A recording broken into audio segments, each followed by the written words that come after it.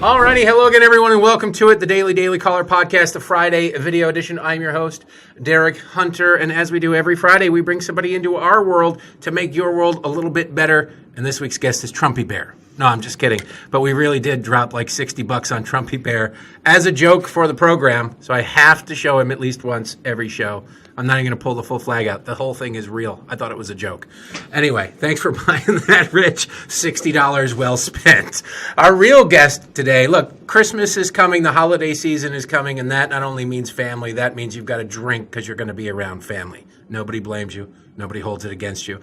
So I thought, let's do a show that combines Christmas and alcohol. And who better to do that with than my guest? He's author of the second book, Drinking with the Saints, A Sinner's Guide to Holy Happy Hour, and now the brand new Drinking with Saint Nick, Christmas Cocktails for Sinners and Saints, and Lord knows we all fall into one of those categories. It's Michael Foley. Welcome to the show, Michael. Hey, thanks for having me on. So how do you get the gig writing about alcohol? Because the research has to be just a lot of fun, and I'm looking for a second book idea, and if I can find a way to get alcohol involved, I'm all down with it. Let me tell you, there's no better research project than researching alcohol. Does your accountant look at you when you're writing off things on your taxes and go, a fifth of this and a fifth of that? What is going on here? The first time I told my wife, Alexandra, about the book idea, her very first reaction was, great, now all our booze is tax deductible. Exactly. That's the perfect thing. So, first of all, Drinking with the Saints. Yes. You're a Catholic, if I'm not mistaken. I am a Catholic as well. Alcohol is an important part of not only the service, but daily life, at least for my grandfather when he was alive. Is there a strong tie between alcohol and Catholicism or religion in general? Both, really, but especially Catholicism. There is a long history between the development of alcohol and the Catholic Church. A lot of it had to do with health reasons. Right. Water was poisonous. Exactly. 90% of the So time. you added a little alcohol, it killed waterborne pathogens, it saved you from cholera and yellow fever and all these sorts of things. But you also put your finger on another reason why the Catholic Church promoted at least one form of alcohol, wine. It's at the center of the Mass, and so when missionaries came to the New World, they had to bring with them a knowledge of viniculture and wheat bread making in order to continue to celebrate the Mass. And it helps spread the word. Spread the word, Somebody exactly. never heard of it before. But if you drink this stuff, it's good, and then you're open to more of it.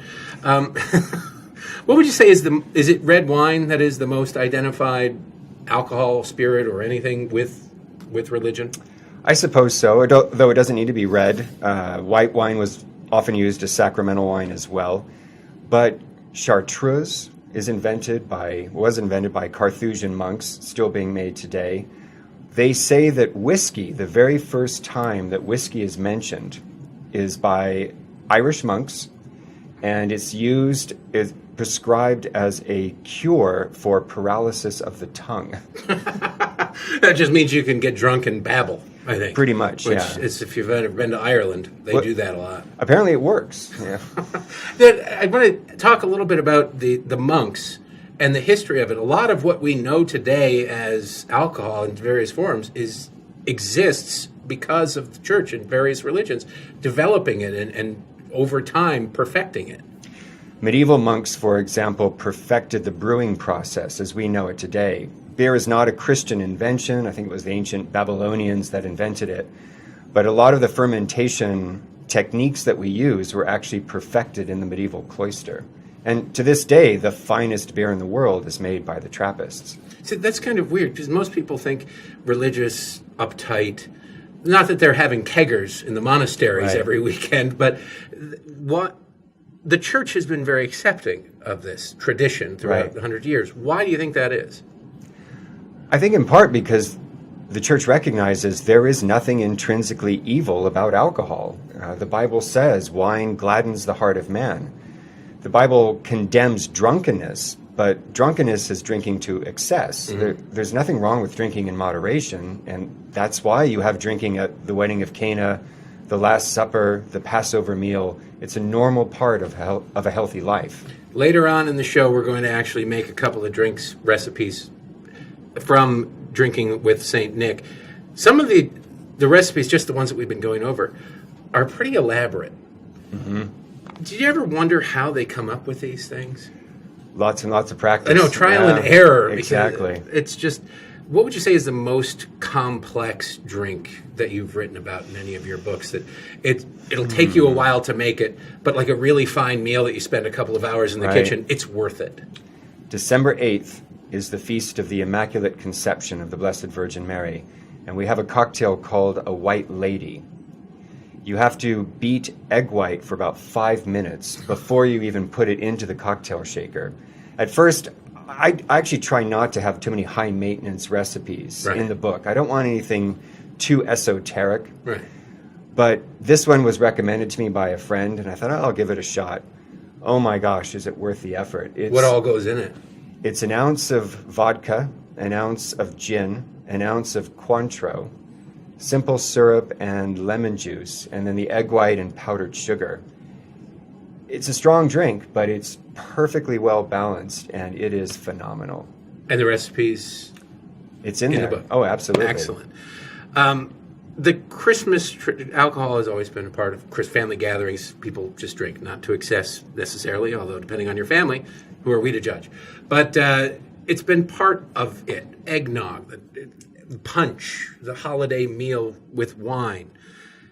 What is your drink? I mean, you're the expert. You've written 2 books on it. What would you say this Christmas you're going to be having a nice cocktail at the end of the day, maybe a roaring fire, or the channel that just shows a roaring fire on the television? You're sitting there around with the family. Everything's done. What do you kick back with?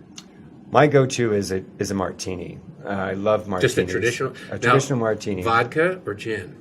I usually go with gin, but I'm not one of those people who thinks of a vodka martini as heretical. I'm a vodka martini guy. Excellent. But we could drink together. There are people who cringe when vodka is not a martini. I've met some real purists that get very uptight about this, but I try to be open-minded.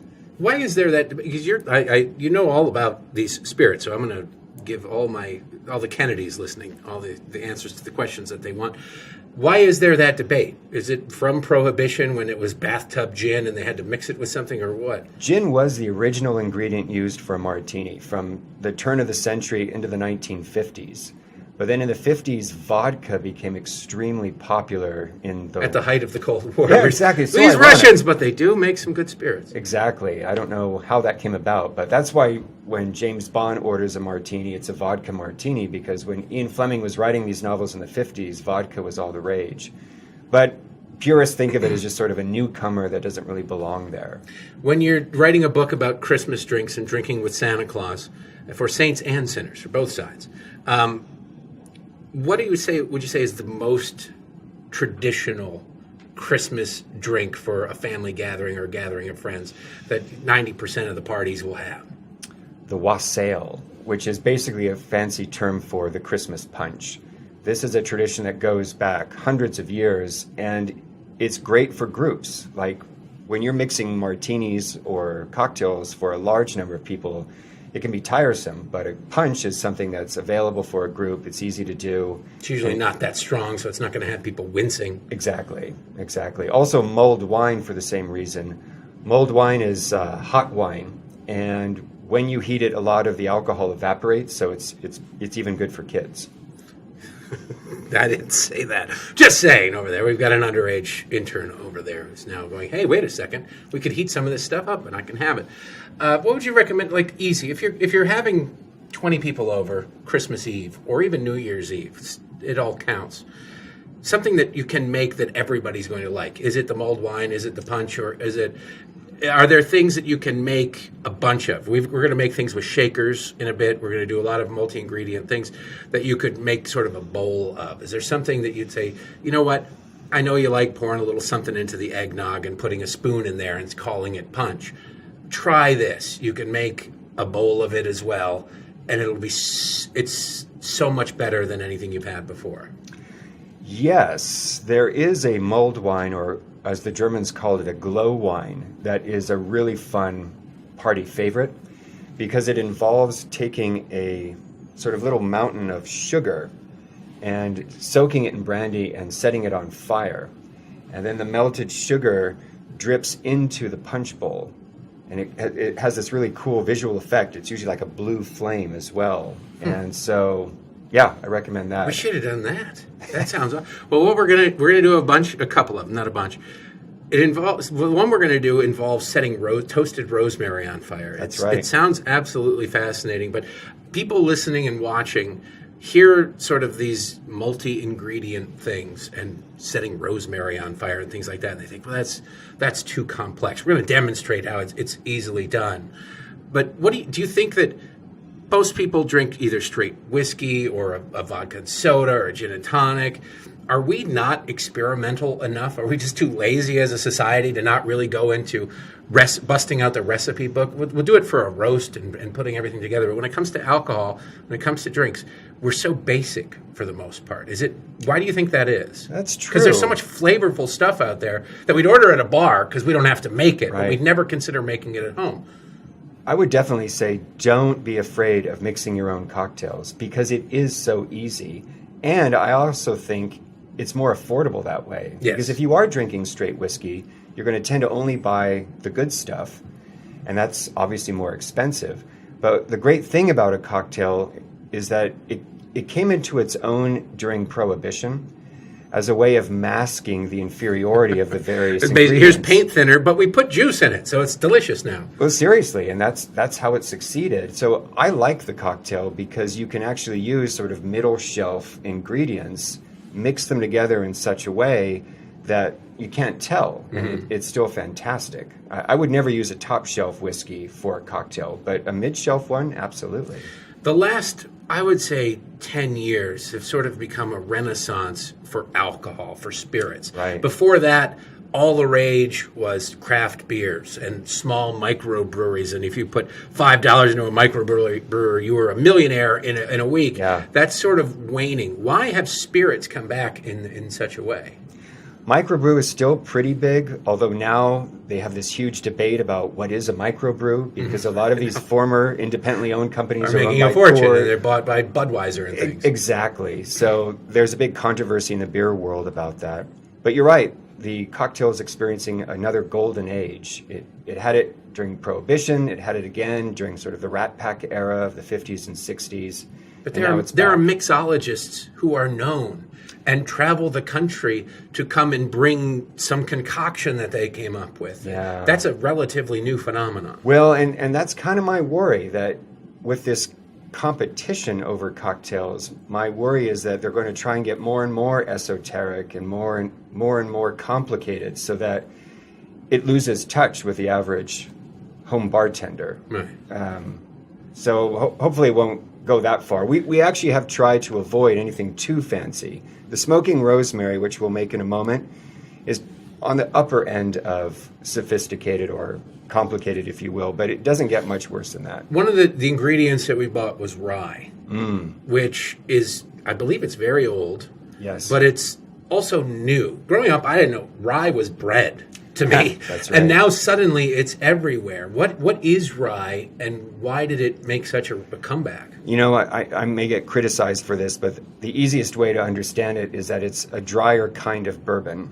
And bourbon and rye were unique American inventions. So you're drinking history when you drink rye and bourbon. But what brought it back? Because it's that weird cyclical thing that things go out of style, and then suddenly it's literally all the rage right now. That's right. And Prohibition practically killed rye. It was a very popular American drink prior to Prohibition. And when Prohibition was over, a lot of these forms of alcohol rebounded very quickly, but not rye. I mean, it was practically left dead on the floor. But yeah, for some reason, it's come back recently. I imagine you've done research on hundreds, if not thousands, of different drinks, not all at once, but over the course of a couple of days. And what, in your mind now, because whiskey is very popular, what is the most underappreciated, just straight liquor? That people, because 20 years ago, rye, again, if you said rye, nobody'd know what you're talking about. Now it's a main ingredient in everything. Right. Is there something that's sort of going away? I remember as a kid going into bars when I was 21. There used to be rows of schnapps Remember Right. schnapps? Now you I don't do. get schnapps anymore. Now it's all flavored liquor. And if you can find, when I was an underage drinker, there, I said it, you got a hold of a bottle of peach schnapps and your friends sat around and took drinks out of it. And it was god-awful terrible, but it was peach schnapps and it was alcohol. Now I don't know that you can find schnapps anywhere. That's a good point. I don't know if that's a bad thing. I don't know it's a bad thing either. It's basically sugar water with some alcohol in it and some flavoring. But it used to be a staple, and it's gone, and it's sort of indicative of Yeah. now. Like, what do you think of these vodkas? You can get every flavor of vodka under the sun and every flavor of everything. Now they're flavoring whiskey with things. It just seems unnatural. I think there needs to be a limit to that. The one exception I make is a vanilla flavored vodka. We'll actually be using that for a cocktail later on. But Vanilla vodka and soda water tastes just like a cream soda, and you get really drunk really fast off that because you don't feel like you're tasting alcohol. Anyway, sorry. I've Not speaking from experience. I've seen watermelon vodka. I've seen wedding cake I've vodka. seen bacon vodka. That ain't right. Two great gotta tastes stop. that don't taste great together. That's right. But is there any, I mean, are we to the point that we're to saturation that now we're just adding chemical flavors to our liquor, or is there something coming out? I want to know sort of what you think the future is, because you're the expert here, and I want to know if we're missing something or something's on the horizon. What's next? I actually think we're having a back to the basics movement when it comes to liquor.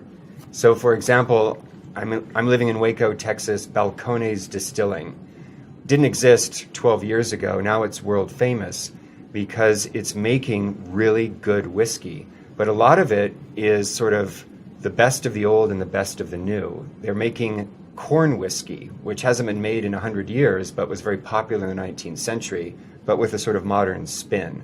They're making Texas whiskey, which doesn't really exist as a genre, but they're still doing it. And that's just Balcones. This is happening across the country. We're seeing basically the same kind of inventiveness and entrepreneurial spirit that we saw with microbrew 20 years ago. We're now seeing that in the world of spirits. Is the American public open to new when it comes to their drinking? There Or is seems it to- a niche sort of market of people who will try anything? I don't know about the average American, but I do know that these companies are doing very well, that there is a market for it somewhere. Some of these industries, some of these bottles of liquor, 12 years old. So if you're going to start a business, you've got to wait. It's like, hey, invest a bunch of money with me, and then in 12 years, we'll see whether or not it's a success. Yeah. It's an awful, awful risk, but they're sprouting up all over the country and around the world. What would you say is the quintessential, I think I know the answer, but the quintessential American spirit?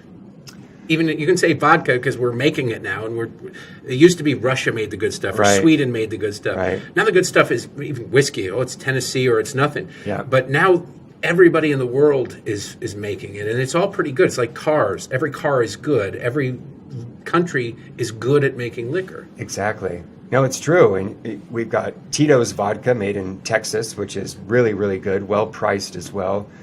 All kinds of whiskeys coming out. But you asked about The quintessential American alcohol spirit. Well, bourbon and rye, I already mentioned. I'll mention one other, Applejack. What is Applejack? Applejack, which cereal? I thought it was a cereal growing up. That's how it was Yeah. introduced to me. Applejack, it's called Applejack because it's literally jacked up apple brandy. It's a fortified apple brandy, and it was a colonial favorite. George Washington actually manufactured his own Applejack, and it too is making a comeback. That sounds interesting. All right. My guest is Michael Foley. His book, Drinking with St. Nick, Christmas Cocktails for Sinners and Saints. We're going to do a jump cut here, so it'll be just really quick, and we'll be back to make real drinks. Since we're not on television, we can test these things. We're going to put it to the test right now. See, we're back, and we're standing up this time. We're with Michael Foley, his new book, Drinking with St. Nick, Christmas Cocktails for Sinners and Saints. And we're one of the two. We're not going to tell you which. Now we get to, this is great. This is why we had you in, because we get to drink on the job. Be jealous. Be very jealous. What is the first cocktail that we're going to be trying? Today, Derek, we are making Adonai's Smoking Rosemary Old Fashioned. It's a very long, complicated name. And I It like the is. fact that you use fire in it. Absolutely. especially inside with sprinklers. Well, it's in honor of Adonai who appears in the burning bush.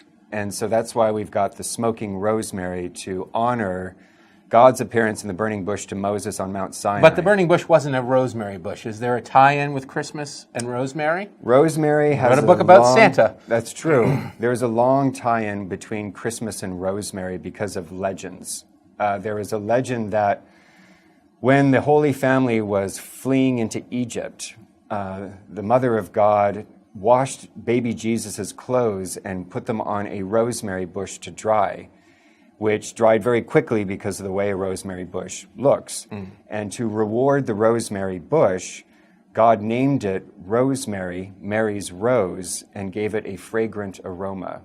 So And rosemary I enjoy that aroma on potatoes and chicken and everything I possibly it's good can. stuff. So tell us the ingredients we have here for All anybody right. who's going to be playing this on YouTube and going, you know what, I'm going to try this thing. Go step by step, please. Okay, so we start with making a standard old-fashioned, which involves simple syrup, bitters, bourbon, or rye. We're going to use a little more simple syrup for this particular one. Usually you use only about a teaspoon, but we're going to make a tablespoon. The crew is very happy because they get to drink on the job with permission this time. They do it all the time, but now they don't have to hide it, so that's nice.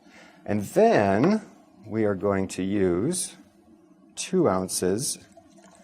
This is a white rye, a Redemption rye whiskey. We chose Redemption rye in honor of the Redeemer, so we're trying to keep the Christmas theme And Lord going. knows we could use a little ourselves, so I sent the team out to buy, here's a list of ingredients, get it. So I think a little bit in their subconscious, Guillaume, you're the one who bought it, a little bit in his subconscious. A couple dashes of bitters. Bitters, you hear bitters used in a lot of things, but seeing what you used it for, I've never used bitters at home. You don't use a lot of it. You don't. That bottle will last for the next 300 years. I've never actually seen bitters in so large a bottle before, but this is a lifetime commitment that you're making right here. What does bitters that's cool. do to a drink? Well, it adds a little bit of bitterness. I know, I set myself up for that. But you want that. Just smack me. Go ahead. So it adds a little complexity to the drink, but it's not overbearing. Okay. So you would notice this, the 3-4 drops you put in there. Absolutely. You would note it would change it significantly or just a little? It would change it enough so that it's not just a sweet drink, but a sweet drink with a more well-balanced taste. Okay. So what do we got next? We've got the whiskey, exactly, the syrup, and the bitters in there. That's it. So we're just going to stir these around a bit. We're going to add our ice. Yeah, the only thing we don't have is an ice bucket because nobody sits their alcohol around in this office long enough to need ice. Garnish with cherry.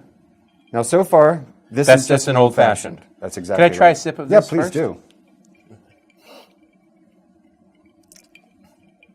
That's pretty good. All right.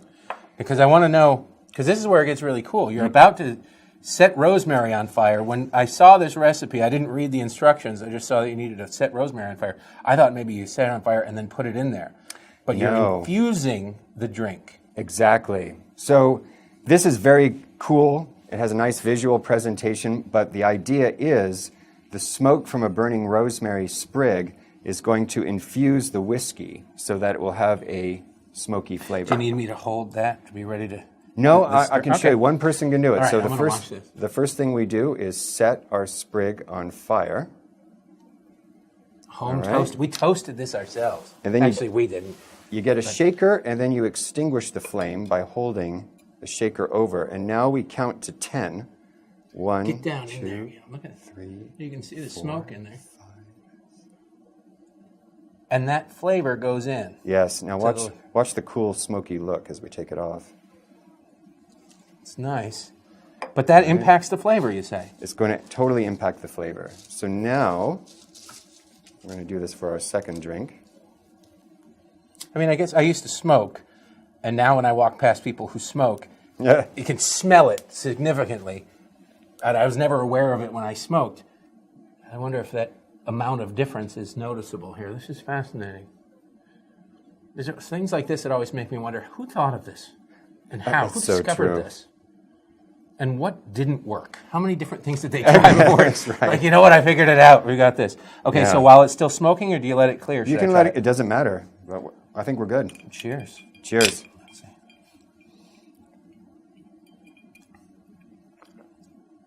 That is really good. And it's different. Yeah. It's different than it was. Richie, you're a resident alcoholic here. Come in here and try this, because you've had old fashions in the past. No. This is Richie McGinnis. He's one of the video producers here. Try a sip of that. You don't have a microphone, so what do you say? It's delicious. You're terrible. Kylie, come in here. She is working PR, working with Michael. Please try it. All right. There, get it right in there. Oh my gosh, that is actually really good. Is it- That's so new. So After smooth. watching the steps, Smooth. don't run away here, because you're much more interesting than Richie. Okay, great. Watching the steps and trying this, is this something you'd make at home? I think so, definitely. Yeah. I mean, I just have to get the ingredients, but there wasn't really that many Let ingredients. go of it. Let go of it. It's mine now. Okay. So what is this called again? Adonai's Smoking Rosemary Old Fashioned. And you have, the recipe is in the book. Make sure you pick up a copy of the book, because this is, especially Christmas time, people are coming over. You can impress your friends and set stuff on fire at home. How awesome is that? We have one more drink to try. We're going to drink this while we cut away and switch the ingredients, and we'll be right back with that one. And we're back drinking with St. Nick. Michael Foley, drink number 2. And how many recipes are in the book? Oh, good question. I should know the answer to that. It's over. Ballpark it. Nobody's going to count and sue. I know it's I well. hope not. I know it's well over 100. Oh, excellent. And that's not including the beer and wine suggestions that we also make.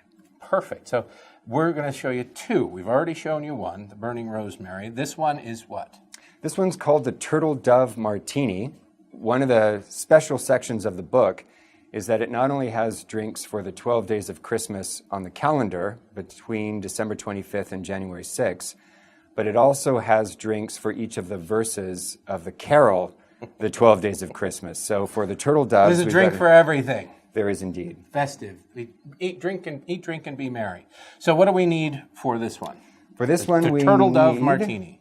We need... We have our Drinking with the Saints martini glasses ready to go. Exactly. So we've got amaretto, frangelico, a vanilla vodka, the only flavored vodka I approve of, and whole milk, and then nutmeg. Frangelico is not something that's commonly used. What is Frangelico? Frangelico is a great It's dressed like a liqueur. monk. It's dressed like a I monk. thought it was Mrs. Butterworth at first, but she doesn't wear a rope belt. The rope cincture is the giveaway. This is a monastic belt because Frangelico was an Italian hermit who apparently invented this herbal liqueur. He grabbed things around his hermitage and made a liqueur out of it. You have a lot of time on your hands, and there's no television. Exactly. You can come up with amazing, amazing things, and thank God that those people did. Okay, so how do we go about making the Turtle Dove Martini? Okay, so you normally need 2 ounces of vanilla vodka, but I'm going to be pouring 4 because there are 2 of us. There's a lot more of us. Everybody except for the person who's underage is excited about this. And 2 ounces of Frangelico. And you mix it together right there. Yeah, so we're going to mix it all first and then shake it. And 1 ounce of amaretto, so I'm doubling that for us. And then 1.5 looks ounces. of Now, whole milk is where you get me confused. Milk, and this is, I just remembered Ron Burgundy drinking the milk. Milk was a bad choice. But it's a more common ingredient than most people, I think, realize in a lot of drinks. It's true. And it's what gives the Turtle Dove Martini its turtle dove appearance. The doviness. It actually does kind of look like a turtle dove by the time we're done. Throw it in a shaker over ice. Yep.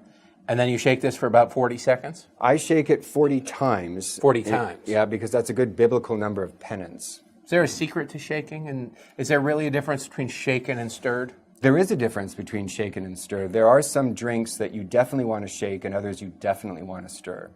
Can you give an example of each? Yes, you definitely want to shake anything that has an opaque liquid ingredient, like milk or lemon juice, because you need to really shake it to break up those flavors and make them do their thing.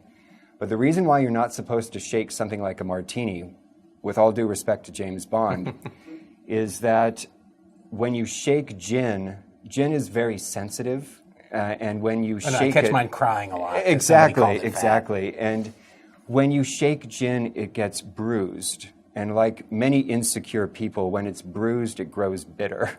So there is actually a bitter flavor to a shaken martini that doesn't exist with a stirred martini. Try that at home. Try them both ways. I think Yeah. that'd be very interesting. I was very skeptical of this to begin with. It sounds weird. It sounds That weird. a liquid and- would and- taste different because you shook it. And frankly, it sounded a little foofy, a little too sort of purist. Right. But we did a taste test at home, and it was a remarkable difference. So now I'm pro-stirred, whereas before I was not. Okay, so we've got it in the this- shaker this with, one you shake, with the yeah. milk. Give us Exactly. 40 quick shakes. All right. All right. You get a close-up on that, Gail? He's actually counting. I should start counting, see if I can throw him off. But I wasn't counting to know if I threw him off or not.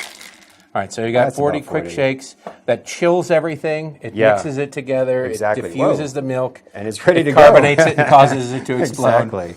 Here we You are. pour it into a martini. The martini glass, why do martinis have their own glasses? These things, Yeah. I've drank far too many martinis in my life, and these glasses just seem designed to spill. It's That's it. true, but barware always has a purpose. And oh, thank you. And the purpose of the martini glass is to keep the heat of your hand away from the drink. Yeah, Because the martini warm is terrible. it's a strained drink, so the ice has been removed because you don't want it to water it down further, but you want it to stay cold. What's the proper way to hold a martini glass? It's not like this. No. So like a brandy snifter, you would hold like that because you want your hand to warm up the brandy. But with a martini glass, you want to keep it as far away, keep your hand as far away from the... Like a delicate wine. Exactly. Now, one last step, we got to add the nutmeg. This is actually what gives it a turtle dove appearance because a turtle dove is a speckled dove. You getting a shot of that, Guillaume? All right. It's a right. beautiful looking drink. Well, thank you. Cheers. Cheers. And this is the Turtle Dove Martini.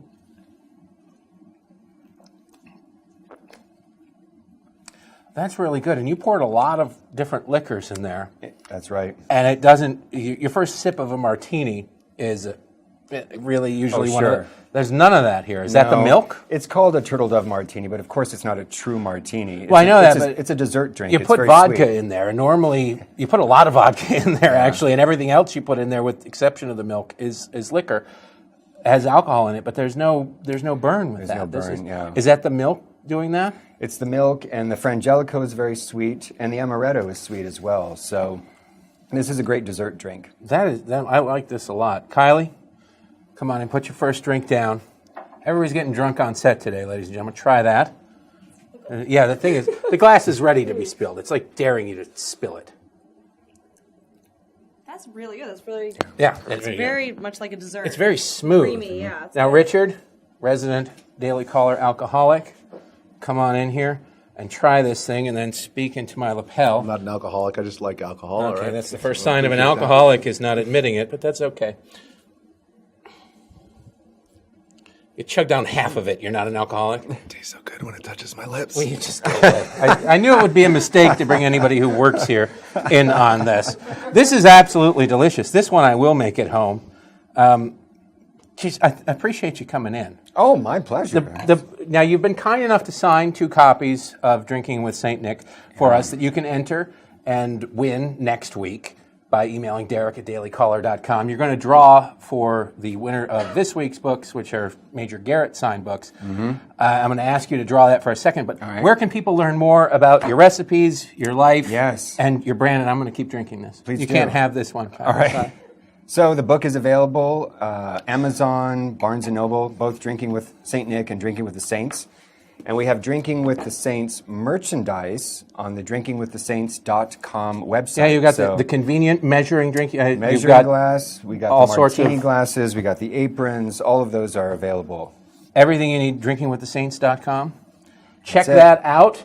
I appreciate you coming in. Now let's wipe this off a little bit. See, this is what happens when you drink during breaks as well, as you spill things.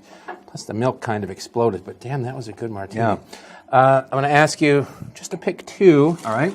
at random, so there's nobody cheating. Okay. And read the names aloud. First winner, David Thaman. David Thaman, congratulations. Now a second winner. Right. That makes everybody else a loser, by the way, just so you know. Brigitte Bradley. Brigitte Bradley, congratulations. You just both won signed copies of Major Garrett's book. You'll be getting an email from me. It'll probably end up in your spam later on today. The books, Drinking with St. Nick, you can enter to win Drinking with St. Nick signed copy by Michael by emailing Derek at dailycaller.com. Go to drinkingwiththesaints.com. Thank you so much for coming in. Thank you, Derek. Making everybody's Christmas a little bit brighter and making our day a little bit drunker. Excellent. Don't forget to subscribe to the podcast and